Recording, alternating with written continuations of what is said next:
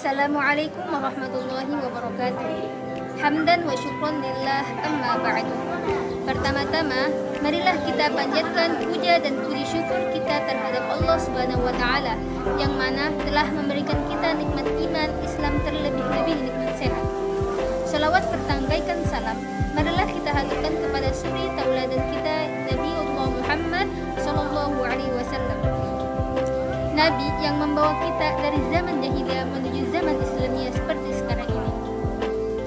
Jadi di video ini saya akan memenuhi tugas UAS yang diberikan oleh dosen pengampu mata kuliah Ulumul Quran, yakni Al-Ustazah Agusriani Muzayyanah MPD. Dalam video ini saya akan memaparkan materi tentang turunnya Al-Quran dengan 7 huruf. Al-Quran merupakan wahyu Allah yang diturunkan kepada Nabi Muhammad SAW secara berangsur-angsur melalui perantara malaikat Jibril. Al-Quran merupakan karya sastra yang tidak tertandingi baik dari segi bahasa dan susunannya. Dan Al-Quran diturunkan dengan bahasa Arab yang memiliki tingkat balaghah yang tinggi serta indah dalam susunan bahasanya, yang mana bahasa Arab memiliki banyak sekali lahja atau logat yang muncul dari tabiat lahiriah mereka dalam berbicara. Bahkan tiap qabilah memiliki lahan dalam beberapa kalimat yang tidak diketahui oleh qabilah lain, yang mana ini merupakan salah satu sebab turunnya Al-Quran dengan 7 huruf. Al-Quran yang diturunkan dengan 7 huruf sesuai dengan hadis an Ibnu Abbas radhiyallahu anhu annahu qala Rasulullah sallallahu alaihi wasallam aqra'ani Jibrilu ala harfin faraja'tuhu falam azal astaziduhu wa yaziduni hatta intaha ila 7 ahruf. Akhrajahu al-Bukhari wal Muslim wa ghayruhuma. Yang artinya dari sahabat Ibnu Abbas, beliau berkata, Rasulullah Shallallahu alaihi wasallam bersabda, malaikat Jibril membacakan Al-Quran kepadaku dengan 1 huruf. Kemudian aku selalu meminta agar huruf itu ditambah, dan Jibril pun menambahkannya kepadaku sampai selesai dengan 7 huruf. Hadis riwayat Bukhari Muslim. Ya, sekarang kita beralih ke definisi ahruf. Ahruf memiliki banyak arti. Di antaranya harf yang berarti ujungnya atau tepinya huruf al-ahruf yang berarti huruf istilah dalam ilmu nahwu, dan bisa juga haruf diartikan sebagai salah satu huruf hijaiyah. Sedangkan yang dimaksud dengan Al-Quran dengan 7 huruf adalah sebagai kelonggaran dan kemudahan bagi pembaca, sehingga pembaca bisa memilih di antara bacaan-bacaan yang diinginkan. Tapi bukan dimaksudkan bahwa semua kalimah yang ada di dalam Al-Quran bisa dibaca dengan 7 macam bacaan. Akan tetapi yang dimaksudkan dengan 7 bacaan yang berbeda itu pada beberapa tempat yang berbeda-beda, yang bisa dibaca sampai 7 bacaan. Para ulama berbeda pendapat dalam menafsirkan maksud 7 huruf ini dengan perbedaan yang bermacam-macam, sehingga Ibnu Hayyan mengatakan ahli ilmu berbeda pendapat tentang arti kata 7 huruf menjadi 35 pendapat.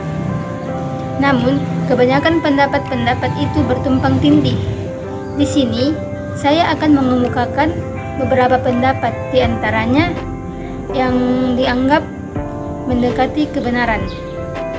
Pendapat yang pertama, sebagian ulama berpendapat bahwa yang dimaksud dengan 7 huruf adalah 7 macam bahasa dari bahasa-bahasa Arab mengenai satu makna. Dikatakan bahwa ketujuh bahasa tersebut ialah bahasa Quraisy, Huzail, Saqif, Huwazin, Kinanah, Tamim dan Yaman. Yang kedua atau pendapat yang kedua, yang dimaksudkan dengan 7 huruf adalah 7 macam bahasa dari bahasa-bahasa Arab yang ada, yang mana dengannya lah Al-Quran diturunkan dengan pengertian bahwa kata-kata dalam Al-Quran secara keseluruhan tidak keluar dari ketujuh macam bahasa tadi, yaitu bahasa paling fasih di kalangan bangsa Arab meskipun sebagian besarnya dalam bahasa Quraisy.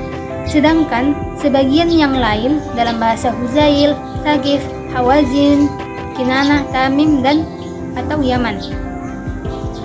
Namun, pendapat ini berbeda dengan pendapat sebelumnya, karena yang dimaksud dengan 7 huruf dalam pendapat ini adalah 7 huruf yang bertebaran di berbagai surat Al-Quran, bukan 7 bahasa yang berbeda dalam kata tetapi sama dalam makna.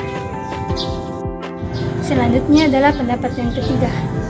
Sebagian ulama menyebutkan yang dimaksud dengan 7 huruf adalah 7 segi, yaitu amar atau perintah, nahyi atau larangan, wa'd atau ancaman, jadal atau perdebatan, qasas atau cerita, dan masal atau perumpamaan. Atau bisa juga amar, nahyu, halal, haram, muhkam, mutasyabih, dan amsal. Selanjutnya pendapat yang keempat. Segolongan ulama berpendapat bahwa yang dimaksud dengan 7 huruf adalah 7 macam hal yang di dalamnya terjadi ikhtilaf. Apa itu ikhtilaf? Ikhtilaf adalah perbedaan. Yaitu yang pertama, ikhtilaful asma atau perbedaan kata benda. Yang kedua, perbedaan dari segi i'rab. Yang ketiga, perbedaan dalam tasrif. Yang keempat, perbedaan dalam taqdim dan ta'khir. Yang kelima, perbedaan dari segi ibdal. Yang keenam, perbedaan lahjah dengan pembacaan tawhim atau tebal dan tarqiq atau tipis, fathah dan imalah, izhar dan idgham, hamzah dan tashil, ishmam dan lain. Dan yang ketujuh, perbedaan dengan adanya pengurangan atau penambahan. Banyak perbedaan pendapat di antara para ulama mengenai maksud atau arti dari 7 huruf. Di antaranya, pendapat mayoritas ulama bahwa yang dimaksud dengan 7 huruf adalah 7 macam bahasa dari beberapa bahasa Arab yang memiliki arti yang sama atau satu makna. Dalam artian, jika ada satu makna dengan beberapa lafal yang berbeda makna, Al-Quran turun dengan beberapa lafaz tersebut tetap dengan makna yang sama. Terus sebagian ulama lain berpendapat yang dimaksud dengan 7 huruf adalah 7 macam bahasa yang mana Al-Quran turun dengan bahasa tersebut. Sedangkan yang dimaksud dengan 7 bacaan atau qiraah sab'ah adalah 7 bacaan imam yang masyhur dan banyak diikuti oleh orang-orang muslim dari seluruh penjuru dunia.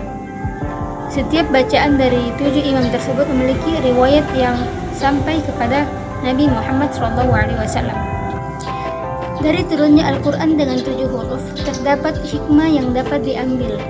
Hikmah yang dapat diambil diantaranya adalah mempermudah membaca dan menghafal Al-Quran bagi para ummi atau orang-orang yang tidak bisa baca tulis. Selanjutnya, kemukjizatan Al-Quran dari segi bahasa. Karena memilih beberapa pelafazan, maka hal tersebut mempermudah orang-orang Arab untuk membacanya sesuai dengan lahjah mereka. Terus, kemukjizatan Al-Quran dari segi makna karena perubahan lafaz. Meskipun dengan makna yang sama, di sebagian huruf dan kalimat itu memiliki pengaruh terhadap penggalian hukum agar lebih luas dalam penggaliannya dan memiliki tafsiran yang beragam-ragam. Cukup sampai di sini pembahasan yang dapat saya sampaikan pada kesempatan kali ini. Semoga teman-teman bisa mendapatkan pengetahuan baru setelah menonton video ini. Mohon maaf apabila terdapat kesalahan. Semoga Allah selalu memberikan kita keberkahan ilmu. Amin amin ya rabbal alamin. Syukran. Wassalamualaikum warahmatullahi wabarakatuh.